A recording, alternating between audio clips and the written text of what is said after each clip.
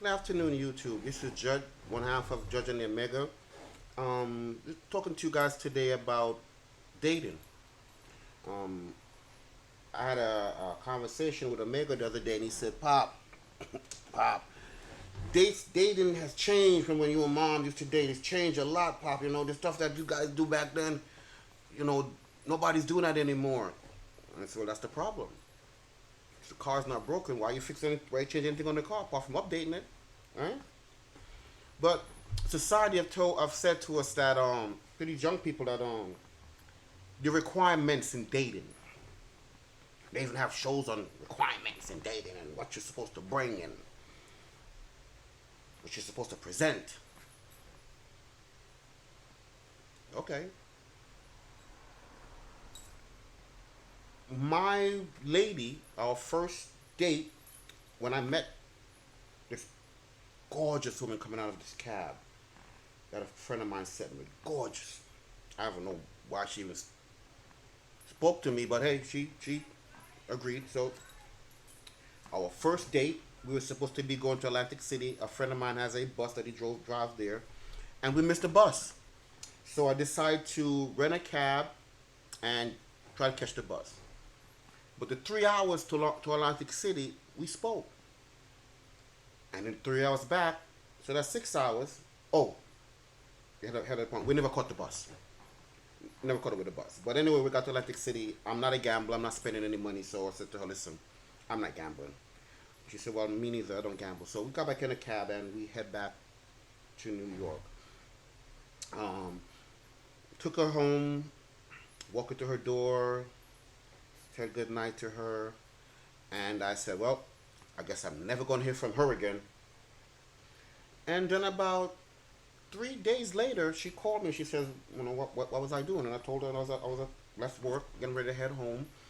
You know, she said, well, when you finish with what you're doing at home, come by. She wasn't a beautiful woman until you come by. You come by. So I told her, I said, well, I'm on my way. And I got there, and she made me smothered steak with mashed potatoes and collard greens. Me being West Indian, never had that before. I was looking at her as if like I'm not eating that, but I sat down and ate a meal that was cooked with from somebody who was courting me. But if you're not courting nobody, you just toss anything in that food and give it to them. I'm like, oh, not bad. I have never tasted nothing like that in my life. So, um, I went to use the restroom, immaculate. Rooms, kitchen, dining room, immaculate. Then I found out, a couple of days later, I found out she was a neat freak. Way neater than me. Way neater than me. Also noticed she had a work ethic about her that just weird. I call it weird. It's a strange work ethic about her. Work, come home, take care of her man. Work, come home, take care of her man. And then vice versa. Her man, work. Her man, work. So I said to my son, he said, but Pop, that's a long time ago. I said, but it may be a long time ago, but what I was looking for, what your mom was looking for, we found it. It wasn't about going on to an expensive date and spending money to see if we click. And like she said to me, if I cleared the 401ks and the pensions and everything else, what's going to be in there for when we retire? 2 months after you dated somebody that said that to you? If we clean this out now, what are we going to have? So you could look for long eyelash, big butt, long hair. At the end of the day, it's who you choose. It's who you're looking for.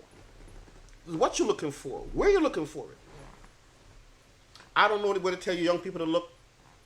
I just know that I got one chance at this and I messed it up and got another chance and refused to ever give it up again. Because love is not something that it's a 1 day thing that people go to the altar and everybody's in their best whites and their best outfits and everybody wrote their vows and all these things that I'm with my puppy. That's why I'm moving around a lot. Everybody have their vibes and what they're doing, but nobody heard what the pastor said or took what the pastor said literally.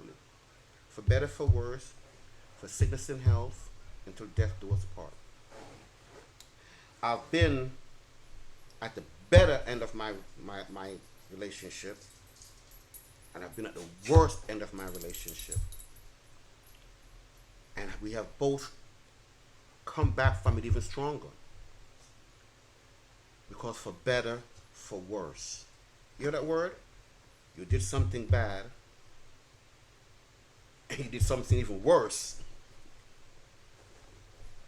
But for better, for worse, for sickness and in health, till death do us part, is not taken seriously. Everybody now writing their new vows and what they're not going to do and what they're not going to do and they're not going to do. People go to their jobs every day, and submit a time card. They'll tell you that they've been at a job for 40 years, 35 years, submitting a time card, get disciplined when they get out of pocket. But you can't come home and submit.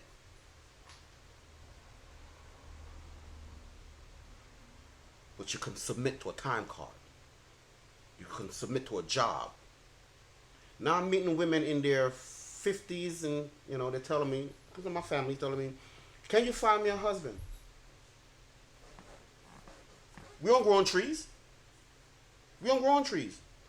I understand everybody want to get their life and their career, but that's not how it works. You don't get your life and your career and then go look for a husband.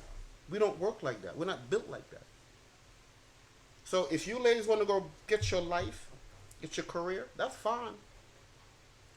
My wife and I got married at a young age and built our career and ourselves together to where we are. So it can be done together, for better, for worse, for sickness and in health. But what are you willing to do for better, for worse, for sickness and in health?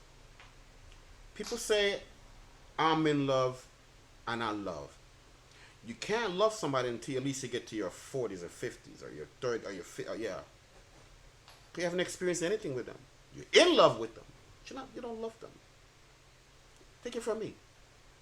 I love my wife because when somebody get up every morning, selfishly think of you first, selfishly think of you at the end of the day,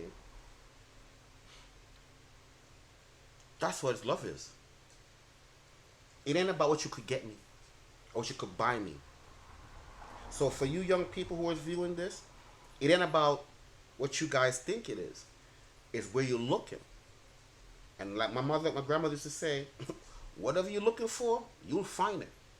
So to you young people, if you're going to date an expensive dinner date and all those things that they tell you guys to buy because the rappers tend to buy Birkin bag and all that type of stuff, I'm not buying you nothing. I don't know you. Why am I cleaning my bank account up for you? Vice versa, I don't know you. Let's get together and see if you could cook and clean, man or woman. Pay bills, man or woman. Have a job, man or woman. Then we could talk about buying them type of stuff. Because now, my 35-year marriage, we buy them type of stuff now. We don't window shop no more.